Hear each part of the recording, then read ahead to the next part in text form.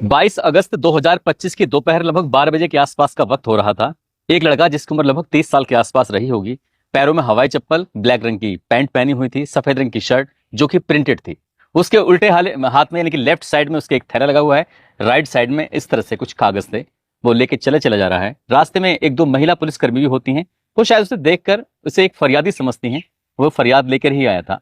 वो सीधा पहुंच जाता है लखीमपुर डीएम के कार्यालय में। वहां जब पहुंचता है तो बड़ी संख्या में अधिकारी बैठे हुए हैं। अब चाहे सीडीओ हो, एसडीएम हो या बड़े बड़े अधिकारी यहाँ पर बैठे हुए थे। इसी बीच में किसी की नजर पड़ जाती है उस लड़के पर। उस लड़के से पूछा जाता है कि भैया क्या बात है, किसी काम से आए हो क्या? वो कहता है कि साहब, इस थैले के अंदर ना मेरा बेटा है, बेटे की लाश रखी हुई है। बस मैं आप लोगों के पास आया हूँ हाथ जोड़ते हुए।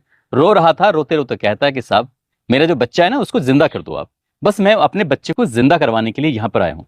अब ये आवाज उस हॉल के अंदर जिसमें सारे अधिकारी बैठे हुए थे उसमें बहुत तेजी के साथ गूंजने लगती है। धीरे से बात कर रहा था लेकिन वो आवाजें इतना सन्नाटा पसर जाता है कि बहुत दूर तक जो बैठे अधिकारी थे वहां तक भी पहुंच रही थी। दरअसल वो रोते रोते कहता है कि मेरा बच्चा है। दरअसल मेरी जो पत्नी है वो एक हॉस्पिटल में एडमिट है।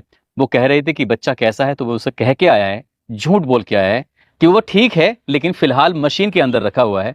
ये मशीन के अंदर नहीं है, थैले के अंदर है, देख सकते हो लाश है, इससे बस आप जिंदा कर दीजिए। इतना कहना था कि उस जगह पर जहां पर बड़े बड़े अधिकारी बैठे हुए थे हड़कंप मच जाता है। लोग सोचने पर मजबूर हो जाते हैं, लेकिन जहां तक उसके रोने की आवाजें सिसकियां पहुंच रही थी वहां तक वो सभी अधिकारी भावुक हो जाते हैं। कई अधिकारियों की आंखों में तो आंसू भी आ जाते हैं, ये सोचकर कि आखिरकार इस गरीब आदमी पर क्या बड़ी मुसीबत आई है। अब हर कोई ये जानना चाहता था।